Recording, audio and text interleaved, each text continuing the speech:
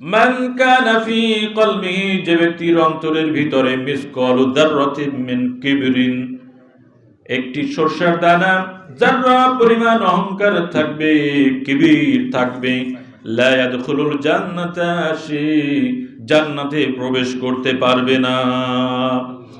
সরষা ছোট্ট অণু, পরমাণু, একেবারে বিন্দু বিসর্গ, এরকম যদি কোনো অহংকার ভেতরে থাকে তাহলে সে কি করবে না? জান্নাতে প্রবেশ করবে না। লা ইয়াদখুলুল জান্নাহ, সহিহ মুসলিমের ভিতরে আল্লাহর নবী ইরশাদ ফরমায়েছেন জাহান্নামে প্রবেশ করতে হবে তাকে, জান্নাতে প্রবেশ করতে পারবে না।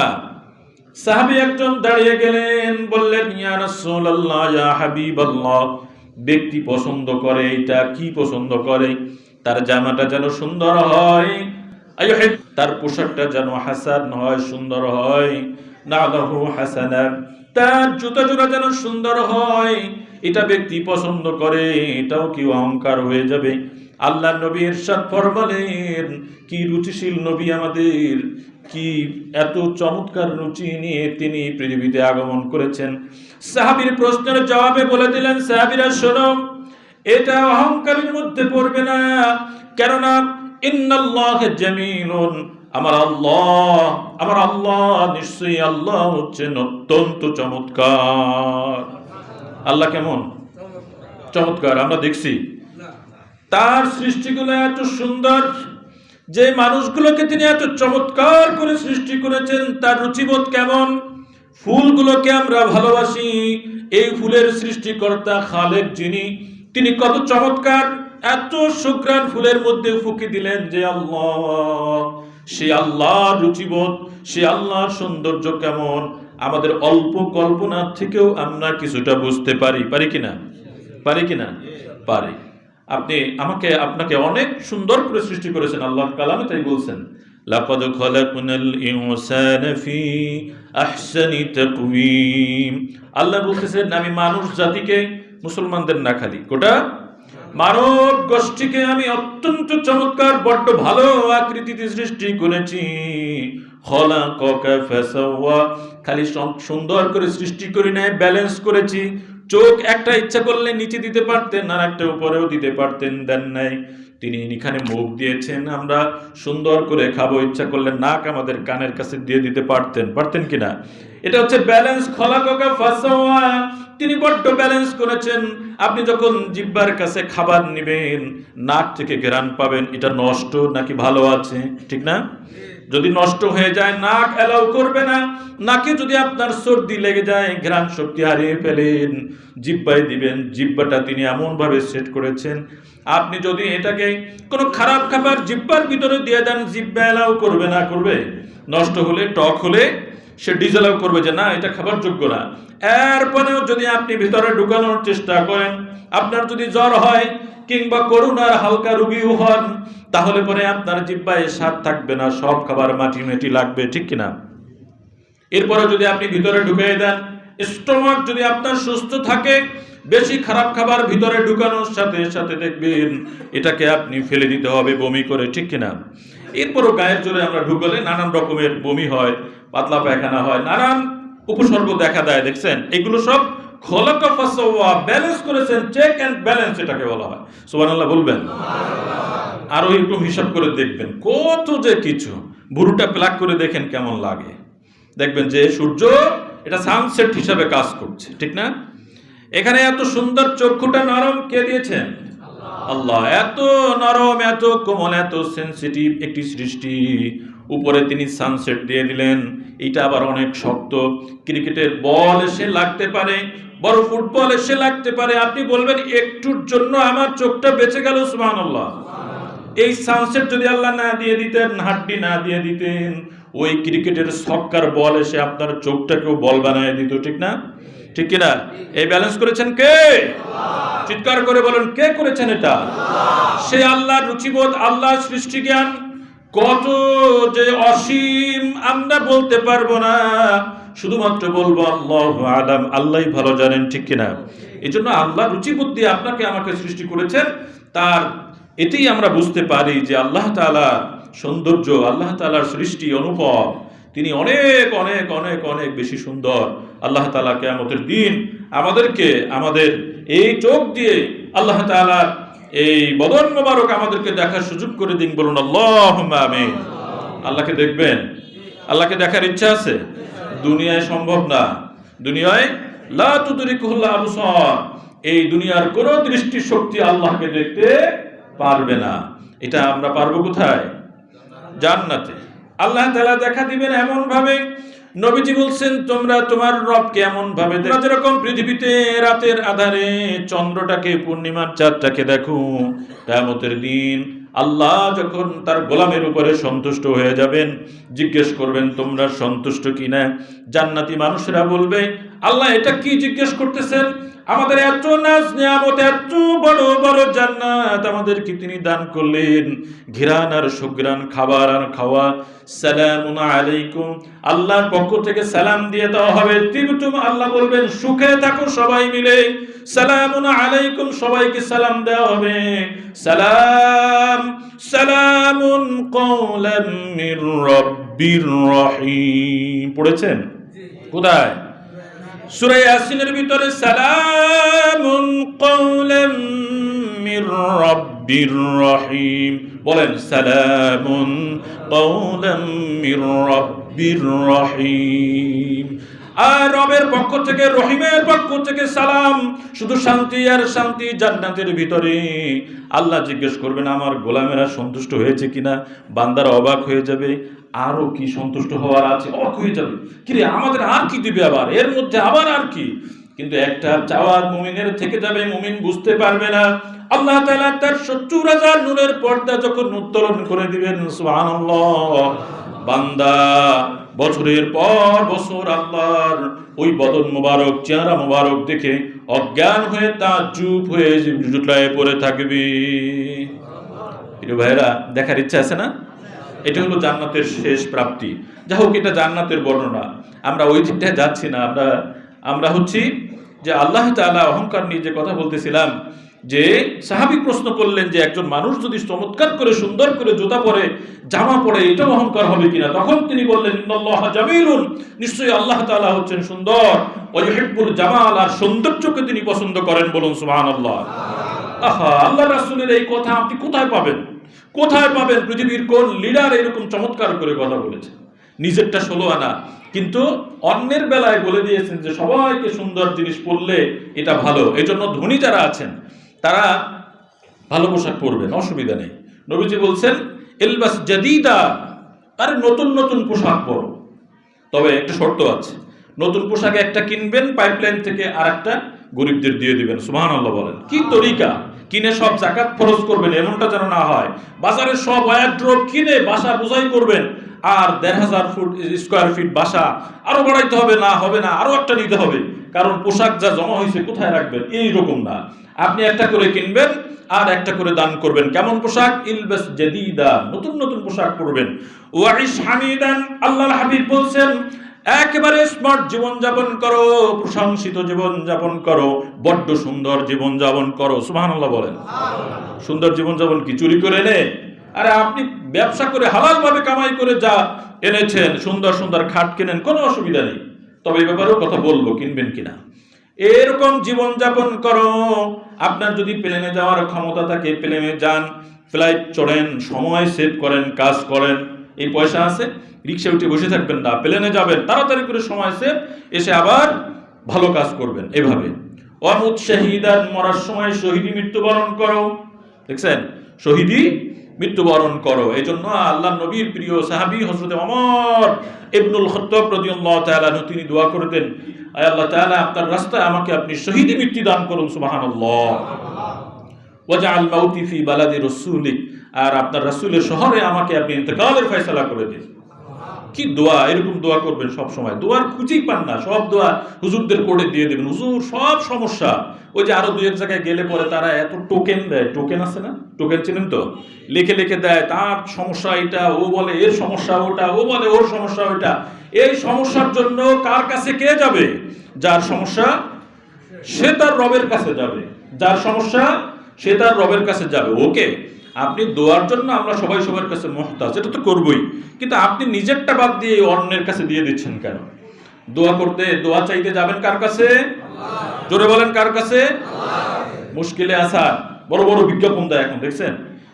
টিভিতে দেয়, তারপরে পত্রিকা খুললেও দেখা যায় মুশকিলে আসান বাবা, স্বপ্নে পাওয়া তদবির, তো কত কিছু দিয়ে দিছে, দেয় কিনা? আপনাদের এলাকায় একদিনও দেখছেন এটা? পত্রিকা দেখছেন? চান এগুলোর দিকে? ওহ, মুশকিলে আসান, কি সাংঘাতিক বিষয়! মুশকিলে আসান করার মালিক কে বাবা? এখন আবার মাতাও বের হয়েছে, মুশকিলে আসান মাতার আবির্ভাব ঘটেছে আমাদের দেশে। আর যে কত কি দেখতে হবে। মুশকিলে আসানের জন্য কার কাছে যেতে হবে? কথা বলেন, কার কাছে? এর থেকে ভালো সময় নেই প্রিয় ভাইরা। জুমার দিনে এমন একটি সময় আছে, আপনি যদি আল্লাহর কাছে কিছু বলেন, এমন একটা মুহূর্ত আছে আল্লাহ কবুল করবেন, অবশ্যই করবেন। সুবহানাল্লাহ। এরপরে নবীজি বলছেন মুশকিলে আসানের জন্য কি কাজটি করবে? তোমরা যখন এশার নামাজ পড়বে, খাওয়া দাওয়া করবে, কিছুক্ষণ পর তোমরা যখন বিছানায় চলে যাবে, খাটে চলে যাবে, ওযু করে নাও। যেভাবে ওযু করতে, ওযু as-সালাত, নামাজের জন্য যেভাবে ওযু করতে, এরকম অল্প না, নামাজের জন্য যেভাবে ওযু করতে সেইভাবে ওযু করবে। তারপরে তোমরা ঘুমিয়ে যাবে। ঘুমিয়ে যাওয়ার পরে কোনো না কোনো সময় জেগে উঠবে। কেমনে জাগা? মোবাইল টিপতে টিপতে রাত 2টা 3টা হয়ে যায়। এরপরে ওঠার সময় আছে, উঠতে উঠে দেখা যায় বেলা 7:30। এরপর তো অফিস টাইম, সমানে নাস্তা, এক হাত দিয়ে নাস্তা খাওয়া, আর এক হাত দিয়ে চা খাওয়া, আর এক হাত দিয়ে ফোন আসে, বসে ফোন করতেছে, তো এটা সেটা করতে করতে সময় সব কি হয়ে গেল। ভোর রাত্রের খবর নেই, ফজরের নামাজও গেল মাঝখান দিয়ে। তারপরে যা জোহরের আগে আবার একদল হুজুর ফতোয়া দিয়ে দিয়েছে কাজা নামাজ আর লাগবে না, তো আরো মাপ। এরপরে আরেক দল ফতোয়া দিয়েছে সুন্নাতের কোনো প্রয়োজন নাই, এটা না পড়লে কোনো গুনাহ হবে না, এক চান্সে জান্নাতে চলে যাবে। আরেক ফতোয়া আমরা পেয়ে গেছি, ঠিক কিনা? এরকম একটার পর একটা ফতোয়া হচ্ছে। শর্টকাটে ইসলাম, শর্টকাটে কোন রকম শুধু জান্নাতের বারান্দায় পা একটা দেওয়া যায়, খালিদিনা ফিহা, আর তো বের হওয়া লাগবে না, এখানেই থাকা যাবে, এরকম জান্নাত এরকম। তাহলে সাহাবীদের থেকে দিন তো আর ভালো কেউ বুঝেন নাই, তারাই তো এই কাজটাই করতেন। খালি মানবেন যে সাহাবীরা যেহেতু শর্টকাটে জান্নাতে যাওয়ার সুযোগ পান নাই, আপনি আল্লাহর গোলাম, নবী নাই, রাসূল নাই, আপনার সামনে ভালো কোনো মানুষ নাই, শর্টকাটে জান্নাতে যাবেন সে আশায় গড়ে বালি, ঠিক না? জান্নাতের চিন্তা পরে, দেখেন আল্লাহর করুণা নিয়ে কোন রকম জাহান্নাম থেকে বাঁচা যায় কিনা, আশা করেন এটা এরকম শর্টকাট চিন্তা বা। এজন্য ঘুমিয়ে যাবেন বলতেছিলাম, ওযু করবেন, ঘুমাবেন, আর জেগে উঠবেন। কনকনে ঠান্ডা যদি হয়, মুরব্বীরা যদি উঠতে না পারেন, এই যুবক ভাইরা বাসায় এখন সবাই গরম পানির কল লাগাই দিবা মা বাবার জন্য। এই গরম পানি দিয়ে যেন পিতা মাতারা একটু ওযু করতে পারে ব্যবস্থা করে দিবা, বিরক্ত হবা না। নিজেরাও গরম পানি দিয়ে করে নাও, ওযু করে যাদের পক্ষে সম্ভব ওযু করবেন, 2 রাকাত নামাজ পড়বেন, আল্লাহর কাছে বলবেন, মুশকিলে আসান হয়ে যাবে। বলুন সুবহানাল্লাহ। আর যদি মুরব্বীরা উঠতে না পারেন, শুয়ে শুয়ে চক্ষু খুলে আল্লাহর কাছে বলবেন, আল্লাহ আমার তো কন্যা একটা বড় হয়েছে, পাত্র তো দরকার, পাত্র তো আপনি নিশ্চয়ই সৃষ্টি করে রেখেছেন, আমার তো মানুষ, আমার তো ধৈর্য নেই, আপনি দয়া করে পাত্রের ব্যবস্থা করে দিন। পারা যাবে না ইনশাআল্লাহ? বেকার যুবক যারা আল্লাহর কাছে মুশকিলে আছেন, বাবার কাছে আর মায়ের কাছে না গিয়ে, মুশরিক না হয়ে আল্লাহর কাছে বলো, আল্লাহ হে আমার প্রতিপালক, হে আমার রব, আমি তোমার গোলাম, তুমি আমার মনিব, তুমি দেওয়ার জন্য উদগ্রীব হয়ে আছো। তুমি আসমানে নেমে গিয়েছো, প্রথম আসমানে নেমে মানুষদেরকে তিনি বলেন, গোলাম কার কি লাগবে আমার কাছে চাও। প্রত্যেক দিন রাতে আল্লাহ এই কাজটি করেন। কার কি লাগবে, কার চাকরি লাগবে, কার ব্যবসা লাগবে, কার গাড়ি লাগবে, বাড়ি লাগবে, আমার কাছে চাও, আমি আল্লাহ তোমার তামাম প্রয়োজনগুলো মিটাই দেব। প্রিয় ভাইরা, এই জন্য আল্লাহর কাছে বলতে হবে। যার চাকরি লাগবে চাকরির কথা বলবেন, যে অসুস্থ আল্লাহর কাছে বলবেন, আল্লাহ সুস্থ বানিয়ে দাও। এটা কার কাছে বলবো? আইয়ুব নবী শিখিয়ে গেছেন, আপনি অসুস্থ হলে বলবেন কার কাছে? আল্লাহর কাছে, নাকি মানুষের কাছে বলবেন? আল্লাহর কাছে বলবেন। কি চমৎকার দোয়া! সেই দিকে আমরা আজকে যাব না, আমরা শুধু শিখিয়ে দিলাম আমার প্রয়োজনের জন্য আমি আমার আল্লাহর কাছে, ভালো জীবন যাপনের জন্য কার কাছে বলবো?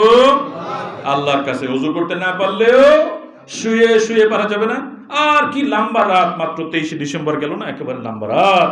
এই রাতের মধ্যে আপনি চেয়েছে আল্লাহর কাছে লম্বা কথা বলবেন, বলতে বলতে আবার ঘুমিয়ে যাবেন, আবার উঠবেন, আবার বলবেন। এক সময় না এক সময় ইনশাআল্লাহ আল্লাহ কবুল করবেন। ধৈর্য হারাবেন না। আপনার জন্য আল্লাহ যা ভালো সিদ্ধান্ত নেবেন তাই করবেন। যদি কবুল নাও হয় তাও বুঝবেন এটাই আমার জন্য কল্যাণকর। সুবহানাল্লাহ বলুন। ওয়াল কদরি খাইরিহি ওয়া শাররিহি মিনাল্লাহি তাআলা। এর ভালো মন্দ সব কার কাছ থেকে? আল্লাহ। মুশকিলে আসানের কাছে যাবেন না তো, আর দোয়ার জন্য মাথা ঠুকবেন না তো এদিক সেদিকে। চাইবেন, বলবেন, দোয়া করা আমাদের কর্তব্য, কিন্তু নির্ভর করবেন আল্লাহর উপরে। আপনার সমস্যাটা আপনি আল্লাহর কাছে বলবেন। এই কথা বলার জন্য এতগুলো কথা আমি উল্লেখ করেছি। আল্লাহ তৌফিক দিক, বলুন আমিন। প্রিয় ভাইরা, উত্তম জীবন যাপন করা এটা আল্লাহর নবীর আদর্শ। আমরা ভালো জীবন যাপন করার জন্য চেষ্টা করব। আল্লাহ আমাদের তৌফিক দান করুক, আল্লাহুম্মা আমিন বলুন। এখন আসেন, আমরা উত্তম জীবন যাপন বলতে সাহাবীদেরকে নিয়ে একটু অ্যানালাইজ করা দরকার, একটু গবেষণা করা দরকার। সাহাবায়ে কেরাম কি পরিমাণ ধনী আর গরিব ছিলেন। আমরা অহংকার করব, অহংকার করার কিছু রাস্তা আছে। কি কারণে মানুষ অহংকার করে? হাফেজ ইবনুল কাইয়িম রাহিমাহুল্লাহ তিনি বলতেছেন কি কারণে মানুষ পাপ করে। তিনি বলছেন আল খতায়া, সমস্ত ভুলগুলো এটা তিনটি কারণে হয়। সালাসা, তিনটি কারণে ভুলের রাস্তা। এই তিনটা রাস্তা যদি বন্ধ করে দেওয়া যায়, ভুল বন্ধ হয়ে যাবে। একটির নাম হচ্ছে আল কিবরু। একটির নাম কি? চিৎকার করে বলুন, কি নাম? আমরা বাংলায় ব্যবহার করি কেবের, বলি কেবের, বলি না আমরা কেবের। এটা একটির নাম হচ্ছে আল কিবরু, আরেকটির নাম হচ্ছে আল হিরসু, আর আরেকটির নাম হচ্ছে, এই দুটো আমরা আগে যাই, আল হাসাদু। কিবর হচ্ছে অহংকার, আল হিরসু হচ্ছে লোভ, আর হাসাদ মানে হিংসা। এই তিনটা রাস্তা ছাড়া আসলে পাপ ঢুকতে পারে না। এর মধ্যে প্রথম তিনি উল্লেখ করেছেন আল কিবরু। হাদিস শরীফের ভিতরে শব্দটা পাওয়া যায়, কোরআনের ভিতরে পাওয়া যায়। নবীজি বলছেন, আল্লাহর পক্ষ থেকে বক্তব্য, আল কিবরিয়া রিদাই ওয়াল আজমাতু ইজারি, অহংকার হচ্ছে আমার শরীরের চাদর। সুবহানাল্লাহ। অহংকার কি? আমার শরীরের। কে বলছেন? আল্লাহ। আল্লাহ শরীরের চাদর আছে? বা বুঝানোর জন্য কেমন চাদর আছে না নাই এই ব্যাপারে প্রশ্ন করা, এটা একজন আহলুস সুন্নাহ ওয়াল জামাত এবং একজন মুমিনের এই সব অবান্তর প্রশ্ন করে নিজের ঈমানকে ক্ষতিগ্রস্ত করবেন না। আল্লাহ উপমা দেওয়ার জন্য কথাগুলো বলেছেন, কিন্তু আল্লাহ যেমন আছেন তেমন, তার কোনো আমরা জানি তার কোনো আকার নেই, আকৃতি নেই। শুধু এই উত্তরটাই সঠিক এবং সুন্দর, আল্লাহ যেমন থাকার আছেন তেমন। আমরা কিয়ামতের দিন দেখতে পারবো ইনশাআল্লাহ। ইনশাআল্লাহ বলুন। আল্লাহর চাদরে টান দিবেন কে কে? চাদর ধরে টান দিবেন। আল্লাহ বলছেন আল কিবরিয়াউ, এই অহংকার হচ্ছে আমার চাদর, ওয়াল আজমাতু, আর মহত্ব হচ্ছে আমার ইসারি, আমার কাপড়।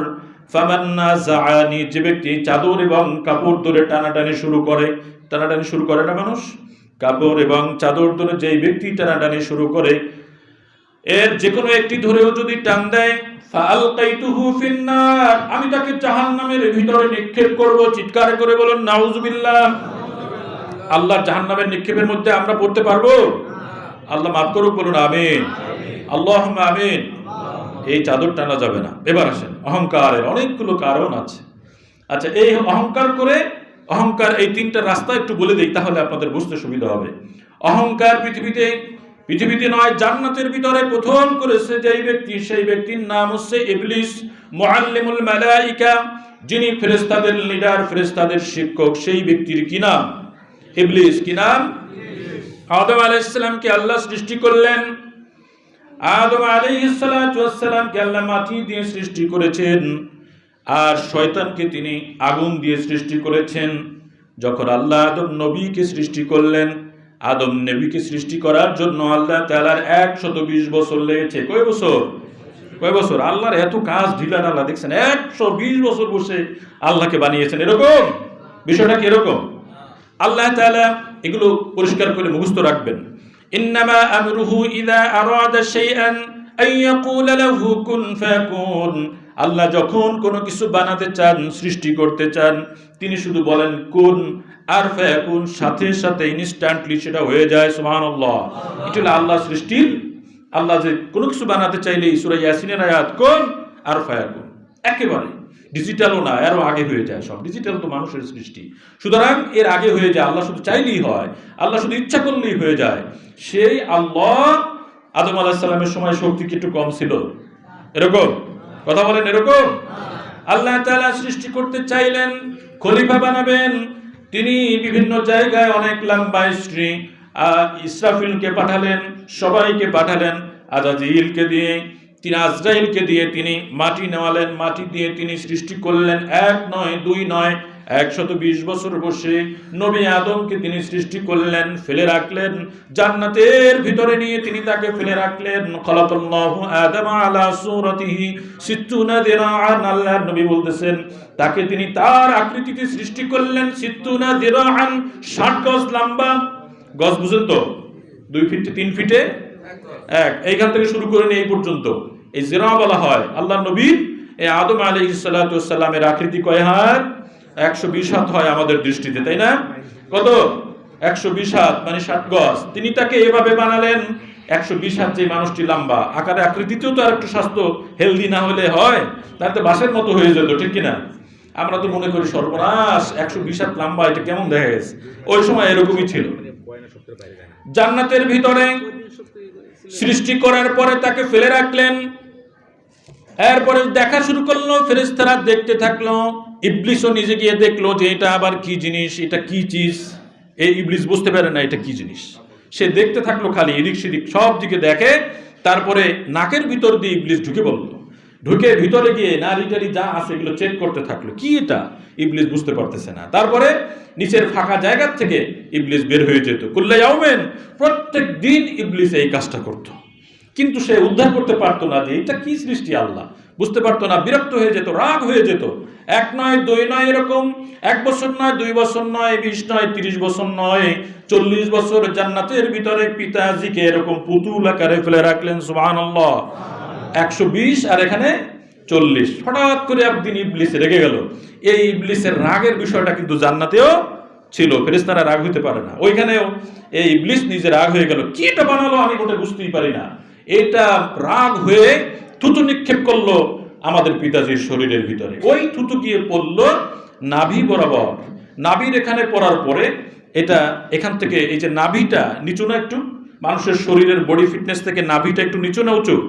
একটু নিচা। আপনি গজ টেপ দিয়ে মাপবেন, গজ টেপ দিয়ে মাপবেন অথবা স্কেলিং করবেন, দেখবেন মানুষ 8 ফিট, 10 ফিট, 6 ফিট, 4 ফিট যা হয়, এটারে নাভিটা ঠিক মিডলে আছে। ভাঁজ করলে দেখবেন ঠিক মধ্য বরাবর নাভিটা আছে।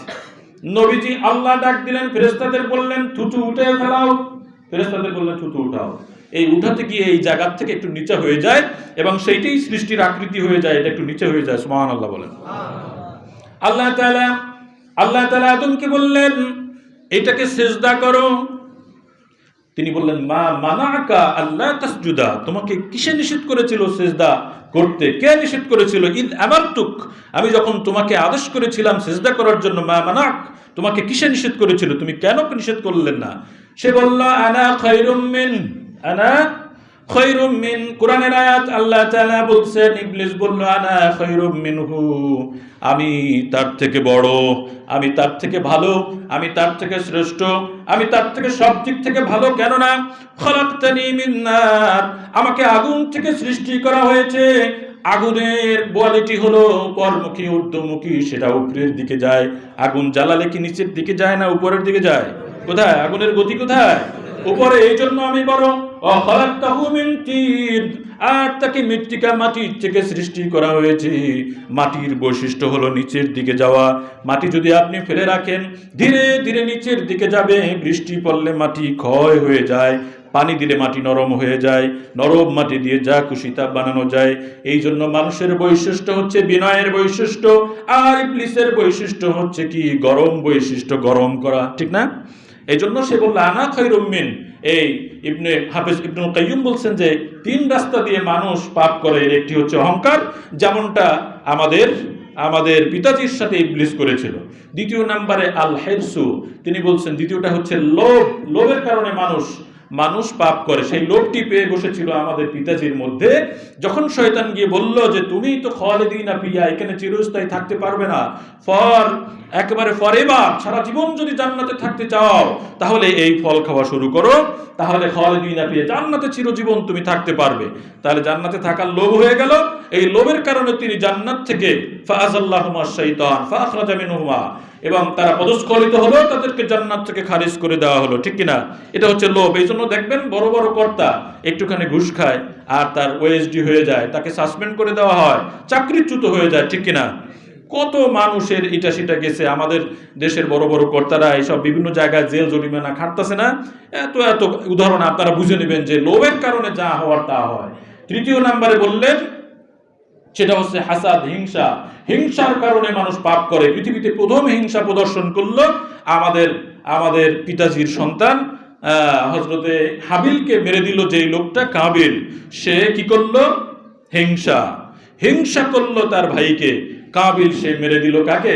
তার ভাইকে হত্যা করলো। এই জন্য এই তিন রাস্তার থেকেই মূলত মানুষ পাপ করে থাকে, ঠিক কিনা?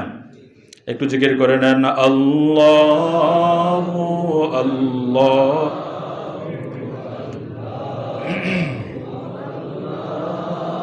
আর একটু জোরে, আল্লাহ আল্লাহ আল্লাহ।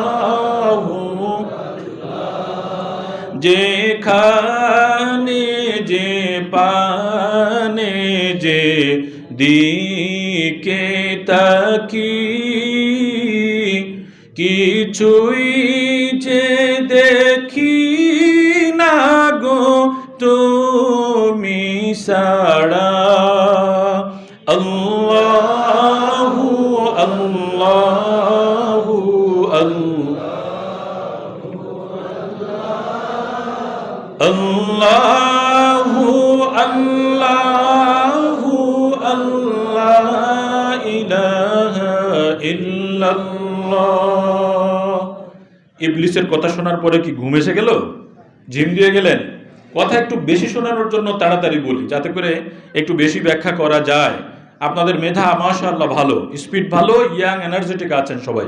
এই জন্য একটু আস্তে আস্তে না বলে তাড়াতাড়ি বলি, যাতে করে বেশি কথা শেয়ার করতে পারি আমরা, এবং এগুলো যেন আমাদের জন্য হেদায়েতের ওসিলা হয়। বলুন আল্লাহুম্মা আমিন। প্রিয় ভাইয়েরা, এভাবে আমরা অহংকার করতে দেখলাম। কার মাধ্যমে? আজাজিল ইবলিস সে অহংকার করল। অহংকার আমাদের মধ্যে রয়ে গিয়েছে। এই জন্য আমাদের মধ্যে অহংকার থাকার সুযোগ নাই। ইবাদত করতে গিয়ে অহংকার হয়, হজে গিয়ে অহংকার করে। হজে গিয়ে অহংকার আছে না নাই? আছে না নাই? ও কত দেখলাম সফরের মধ্যে, দেখলাম তোরে ঢাকা নিয়ে নেই, তারপরে দেখাবো আমি কি জিনিস, আমি কি জিনিস। এই যে আমি কি জিনিস, আমি, এটা তো ইবলিসের ভাষা। আনা খায়রুম মিন, ঢাকা নিয়ে জবাই দেবো তোরে। জবাই দেওয়ার কথা না বললো, বলে দেখিস কি করি আমি, এরকম একটা বলে দিল। হজ থাকলো। আরে এখানে আপনার সাদা কাপড় পরাই দিয়েছে, কুল্লুহুম সাওয়া, সব সময় ওয়ালা ইকুয়াল। সুতরাং এইখানে আবার তুমি জোর দেখাও। এখানে তো জোর কেটে দেওয়ার জন্য আনা হয়েছে তোমাকে জোর করার জন্য। এটা নেক সুরতে, নেক কাজ করতে গিয়ে অহংকার। এটা রুমের মধ্যে সিট দিয়ে দিল, আর সেই সিট দেখা গেল যে এলাকার চেয়ারম্যান বা যে বড় হাজি সাহেব, দেখা গেল সিটটা উনি একটু দেরিতে গেছে, আগে গিয়ে একটা ভালো সিট একজনে দখল করে নিস। বলবে তুই তো আমার চিনিস, তো আমার সিটটা এই জায়গায় দিয়ে দিলি বেটা মুআল্লিম, চিনলি না? এরকম একটা ঝাড়ি দিয়ে দিল। তারপরে ওনার পরিভাষায় উনি বলল, তা অহংকার হলো কি হলো না? এসব অহংকারের কারণে হজ আর যাই হোক ওই হেরেম শরীফ থেকে বাংলাদেশে আসে না, ওই জায়গায় ওটা কবর হয়ে গেছে। কারণ শয়তান ওই যে জান্নাতে বসে সে এই কাজটাই করেছে। তারপরে খাবার সময় দেখ একটা প্লেট দিল, এটা একটা খাবার হলো। প্রত্যেক দিন কি ডাল দিয়ে খাবার গেল, এটা শেষ হয়ে। আবার দেখবেন আপনার তওয়াব করার সময়, মাশাআল্লাহ সবাই না, এটা কিছু মানুষ, শয়তান তো চেষ্টাই করে। তওয়াব করার সময় লেগে গেল, আসছিলাম তো হজে, নাইলে বুঝতি আজকে পা দিয়ে খোঁচা দিলি, এখানে তওয়াব করতেছি, নাইলে দেখাই দিতাম বেটা। এরকম একটা ভাব ভিতরে থাকে। আপনারা গেলে চেক করে দেখবেন। আমাদের তো কান খাড়া থাকে, কে কি বলে শুনি। তারপরে এই যে এরকম যে কত কথা মানুষ হজে গিয়ে বলে, নামাজে এই যে নতুন মুসল্লির কারণে আমরা মোটে ঢুকতেই পারি না। এটা কোনো কথা হলো? আপনি দেখবেন রমজান মাস আসলে নতুন মুসল্লি আসে, পুরান মুসল্লিরা ওয়েলকাম করবে না, সেটা বাদ দিয়ে বলে যে এখন তো এদের জ্বালায় আমরা মসজিদে ঢুকতেই পারবো না। আরে বাবা, আপনার তো খুশি হওয়ার কথা, আপনি এ সমস্ত কি বলেন? এগুলো বলা যাবে না। দান করার সময় দেখবেন যে এই তো দান মসজিদে জুমার দিন না দিলে কি হয়, দেই কিছু তো দেই। এই যে দেই করেন, এগুলো কি করতেছেন? এগুলো এরকম বের হয়ে যায় মুখ থেকে, 5 টাকা খুচরা আছে গাড়িতে উঠলে। এই সপ্তাহের কথা আমার নিজেরও মনে হয়েছে। আমি কিন্তু আপনাদের এই চরিত্রের বাহিরের লোক না, আমি সবার আগে। এইসব খারাপ কাজে আপনাদের থেকে আমি অনেক বেশি আগে আছি। খালি আপনাদের দোয়ায় যদি মাপ পাই, আল্লাহর রহমতে। গাড়ির থেকে রিক্সাওয়ালা বলতেছে, অটোওয়ালা 5 টাকা হুজুর ভাঙতি আছে। আমার মুখ দিয়ে বের হয়ে যাওয়া দিছিল, আমি মুখ চেপে ধরছি যে 5 টাকা তো থাকে না, ওটা ওই যে গাড়ির থেকে নামলে ফকির পাওয়া যায় তাদের, এটা বের হয়ে যাওয়া দিছিল। আমি আস্তে করে চেপে দিছি যে এই দান আল্লাহর কাছে গ্রহণযোগ্য হবে না। কারণ কি, আমি যে দেই, আমি যে দেওয়ার একটা মানসিকতা আছে, এটা আমি বললাম মানে আমি একজন দানবীর হয়ে গেলাম। এটা ইবলিসের চরিত্র, আপনার আমার চরিত্র হতে পারে না। আছে না নাই? বাইরে মানুষ দেখা দরকার নাই, আমরাই। ও হজে আপনি যখন বিছানায় উঠবেন, মেহমান আসছে, এই বছর এই যে গত উমরার থেকে জায়নামাজগুলো আনলাম না, সেগুলো দাও। এটা কি বললেন আপনি?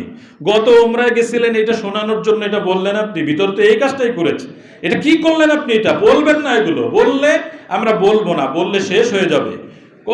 আমরা এই গত 2009 সাল থেকে শুরু করছি, এই পর্যন্ত তো আর থামি নাই। এবার শুধু করোনা থামাই দিছে। আহা, বুঝাই দিলেন যে আমি আছি, প্রত্যেক বছর যাই, টাকা পয়সা হওয়াজ উমরা সব শেষ এই অহংকারের কারণে। কারণ আল্লাহ নবী বলছেন, মিসকালু যাররাতিন মিন কিবরিন, একটু পরিমাণ, জাররা পরিমাণ যার মধ্যে এই সব জিনিস আছে, লা ইয়াদখুলুল জান্নাহ, জান্নাতে প্রবেশ করবে না। আবার এখন আমরা হাসতাছি কিছু মানুষ যে দিতে আছে আজকের হাজিওয়ালাদের দিতে আছে। আরে বাবা, আপনি এটা বললে তো আরেকটা শয়তানি করলেন। এটা আপনার মধ্যে নিয়ে যান, আপনি নিজের বুঝেন, এটা অন্যের বুঝানো দরকার নেই। আপনার বুঝ আপনার মধ্যে, আমার বুঝ আমি রাখি যে না এই কাজটা মনে হয় আমার আছে। খবরদার অন্যের কাছে নেওয়াই যাবে না এটা। বরং আপনার মধ্যে, আমার মধ্যে সবসময় এই টেন্ডেন্সি থাকতে হবে যে আমি সবার থেকে খারাপ কাজটা বেশি করি, আমারই গুনাহটা বেশি হয়ে যায়, কিভাবে আমি এর থেকে মাপ পেতে পারি। প্রিয় ভাইয়েরা, অনেকের তো টাকা পয়সা আছে বেশি, ঠিক না? এইগুলো বাস্তবতা আছে না নাই? আছে না নাই? টাকা পয়সা যাদের আছে, আল্লাহ তাদের অনেক নিয়ামত দান করেছেন। টাকাওয়ালারা অনেক সময় এরকম বলে যে যা আল্লাহ দিচ্ছে 3 পুরুষ বসে খালো আর চাইবে না মোটে। বলে না এই কথা? আমি সমাজের থেকে শুনে বলতেছি, কিন্তু যা দিছে আর যদি কোনো কাজ নাও করি চলবে, 3 পুরুষ বসে বসে খাইতে পারবে। কিন্তু আমাদের কয়েকদিন আগে করোনার মধ্যে আমাদের দেশে বড় একটি কোম্পানি, একেবারে লার্জেস্ট একটি কোম্পানির মালিক মারা গেলেন। বললেন, আমার সবটুকু সম্পদ তোমরা নিয়ে যাও, শুধু শ্বাসকষ্টটা একটু কমিয়ে দাও। বলে নাই? পেপারে দেখেছেন আপনারা? কি হলো, 7 পুরুষ নাকি বসে খাবেন? আরে একটা ভালো শ্বাস নেওয়ার জন্যই তো আপনি সব টাকা দিয়ে দিতে চেয়েছেন। কিসের অহংকার এটা? আল্লাহ তাআলা বলেন, কাল্লা ইন্নাল ইনসানা লায়াতগা, নিশ্চয়ই মানুষ সীমা লঙ্ঘন করে। ধনী ভাইয়েরা যাদের সম্পদ আল্লাহ দান করেছেন, শুনে নেন, সূরাতুল আলাকের ভিতরে আল্লাহ বলতেছেন, ইন্নাল ইনসানা লায়াতগা, নিশ্চয়ই মানুষ সীমা লঙ্ঘনের ভিতরে আছে। আর রাআহু ইসতাগনা, সে নিজেকে অভাব মুক্ত মনে করে। দেখেছেন? আল্লাহ বলে দিয়েছেন, আপনার আমার মধ্যে যে দুঃস্বভাবটা ঢুকছে, এটা আল্লাহ বলে দিয়েছেন যে আর রাআহু ইসতাগনা, সে নিজেকে অভাব মুক্ত মনে করে যে না, যা কামাই করে দিয়েছি ছেলে মেলে খাইতে পারবে বসে বসে, একেবারে দিলেন তো ওদের সর্বনাশটা করে। আর আপনি নিজেও সর্বনাশের মধ্যে পড়লেন। জি না, একটি নিঃশ্বাস নেওয়ার টাকাও আপনার হয় নাই, 1 মিনিটের অক্সিজেনের দামও আপনার কাছে নেওয়া নাই, জমা নেই। কাজে কিসের অহংকার? আপনি সবসময় ভাববেন আল্লাহ যা সম্পদ দিতে, কারণের স্বভাব, কত কথা। কারণ নিজেকে বলেছিল, আমার যে সম্পদ হয়েছে, আপনার আমার কয়টা টাকা আছে? কারণের সম্পদ, কোরআনের কথা, যে অনেক লোক লাগতো, তার যে সিন্দুক ছিল, বাক্স ছিল টাকা রাখা, এগুলো চাবি বহন করা লাগতো, অনেক মানুষ লাগতো, দলে দলে লোক লাগতো। আল্লাহু আকবার বলেন। কত সম্পদ আল্লাহ তাকে দিয়েছিল। সে বলে কি যে এটা আমার নিজের চেষ্টায়, নিজের জ্ঞান বুদ্ধিতে এটা হয়েছে। নাউজুবিল্লাহ বলেন। আপনার সম্পদ আর এলেম আর গলা আর যা আছে সম্পদ, এগুলো নিয়ে যদি বলেন যে জীবনভর পরিশ্রম করেছি, পরিশ্রমের কারণেই আজকে এত টাকার মালিক হলাম, আর তুমি তো ঘুমাও, এই জন্য তোমার সম্পদ হয় নাই। আপনার থেকে রিক্সাওয়ালা কি পরিশ্রম কম করে? পয়সা তো তারও হয় না। আপনাকে আল্লাহ দিয়েছেন। কে দিয়েছেন? বলবেন কি? কে দিয়েছেন? আল্লাহ। কে দিয়েছেন? মাথায় এটা রাখবেন। চাকরি ইন্টারভিউতে ভালো করেছেন, হয়ে গেছে, সবার থেকে তো আমি ভালোই পারছি, এই কারণেই আমার চাকরিটা হয়ে গেছে। জি না, তোমার থেকেও ভালো পারা লোকজন এখানে আছে, কিন্তু আল্লাহ তোমার রিজিকটা এখানে রেখেছেন বিধায় আজকে চাকরিটা তোমার হয়েছে বাবা। তা না হলে তোমার যোগ্যতায় চাকরি তুমি পাও না। তোমার মতো কত বেকুব আর কত বড় মানুষ হাটে ব্যবসা বুঝে না, তোমার মতো বকলম মানুষের বুঝাই লক্ষ লক্ষ কোটি কোটি টাকার মালিক বানাই দেয় নাই আল্লাহ। কাজে কে দিয়েছেন? আল্লাহ। কার সাহায্য? কার রহমত? আল্লাহর রহমত। প্রিয় ভাইয়েরা, সমাজের উঁচু স্তরের মানুষ যারা আপনারা আছেন, বিচার করেন, এই বিচারকদের কথাটা আমরা বলে আজকের মতো আমরা অহংকার থেকে সরে যাব। বিষয়টা কিরকম? যারা বড় আমাদের এলাকার এমপি মন্ত্রী, সেখানে গিয়ে যদি আমাদের দেশের রিক্সাওয়ালারা বসে, কোনো গরিব মানুষ বসতে দেয়? এদের সাথে খাওয়া যায় নাকি? আমরা বিয়ের অনুষ্ঠানে গিয়ে দেখি এরকম কোনো বাস বিচার। তবে একটা আমল আমরা করি, পুরুষদের এই একটা স্বভাব, মহিলাদেরও আছে, যে আমরা বিপরীত লিঙ্গের টেবিলে বসতে পছন্দ করি। উল্টা বললাম? একটুখানি খেয়াল করলে যে না, আমরা নারীদেরকে আলাদা বসার সুযোগ করে দেই। কয় না, আমার সাথে তো আমার ম্যাডাম আছে, আবার ও সাথে না বসলে আমার সাথে ছাড়া তো মোটে খাই না। এই যে শয়তানের রাজ্যে ঢুকলেন খাই না বলে, কেন আপনার ম্যাডামের আর এক ম্যাডামের সাথে বসে খাওয়ান না? আপনি কি আর এক বেটার বউ কোন জায়গায় বসছে সেই জায়গায় গিয়ে বসছেন আর খাওয়া শুরু করছেন? খান কোন দিক আর দেখেন কোন দিক? আপনি তো খুব খারাপ লোক হয়ে গেছেন।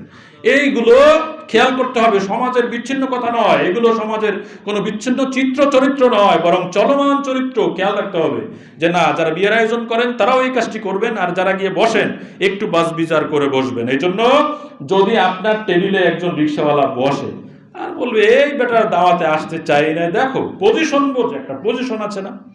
এই কোরআনের আয়াত নাজিল হয়েছে, কুরাইশদের একটা প্রস্তাব গেল আল্লাহর নবীর কাছে। নবীজি বসা ছিলেন হেরেমের ভিতরে, কবার সামনে বসা, তার সামনে ছিল সাদ ইবনে আবি ওয়াক্কাস থেকে হাদিস কানা বর্ণিত। প্রিয় ভাইয়েরা, ভালো করে খেয়াল করেন, সমাজের নেতৃত্ব স্থানীয় মানুষ যারা, তারা খেয়াল করেন।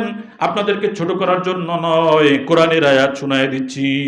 কুরাইশদের থেকে একটা প্রস্তাব গেল, গিয়ে বলতেছে যে মুহাম্মদ, প্রস্তাব সরাসরিও দিয়েছে, অন্য মাধ্যম আবু তালেবকে দিয়েও দেওয়ানো হয়েছে, যে তুমি গিয়ে মোহাম্মদকে বলো এর পাশে যে সব লোকগুলো বসা থাকে এভরিডে এবং এভরিহোয়ার এভরি টাইম, সবসময় যারা এর পাশে বসা থাকে, এর মধ্যে বেলাল একজন। কে নাম? বেলালের ব্যাপারে কত যে সমালোচনা, কারণ এই লোকটি ইথিওপিয়ান গোলাম, তার দেখতে অনেক কালো, সেই কালো হওয়ার কারণে এরই মোটে এরা দেখতেই পারতো না। একজন হচ্ছে হযরতে আম্মার ইবনে ইয়াসির, যিনি প্রথম শহীদ হযরতে সুমাইয়া রাদিয়াল্লাহু তাআলা আনহার সন্তান। ইয়াসির তিনিও একজন শহীদ, তার সন্তান এই আম্মার, তিনি গোলামের বেটা গোলাম। এই যে বংশ পরস্পরায় গোলাম, তারা এটা পছন্দ করতো না। তারপরে এরকম আরো খাব্বাব, খোবায়েব, এরা বসা, এরকম ছয়জন এরকম নিবেদিত সাহাবী তারা বসা। কুরাইশটা গিয়ে প্রস্তাব দিল যে এদেরকে একটু সরাই দিলে আমরাও একটু মুহাম্মাদের সাথে কথা বলতে পারি, তাহলে আমরা একটু কনসিডার করে দেখবো যে ঈমান আনা যায় কিনা। তাহলে এদেরকে সরাই দাও, কারণ আমাদের পোস্ট আর পজিশন বাঁচে না এরা এখানে বসে থাকলে, আমরা এরকম দিনদারি মানতে পারি না। হযরত ওমর কিছুটা পক্ষেও কথা বললেন যে ওদেরকে মুসলমান বানানোর জন্য এরকম কিছু করা যায় কিনা। সাথে সাথে জিবরিল আমিন আয়াত নিয়ে আসলেন, ওয়ালা তাতরুদিল্লাযীনা ইয়াদউনা রাব্বাহুম, আপনি বের করে দিবেন না, সরাই দিবেন না যারা তাদের রবকে ডাকে, যারা সকাল সন্ধ্যায় তাদের রবকে ডাকে, ইউরিদুনা রাব্বাহু ইউরিদুনা ওয়াজহাহু, আল্লাহর নৈকট্য চায়, আপনি তাদেরকে বের করে দিবেন না।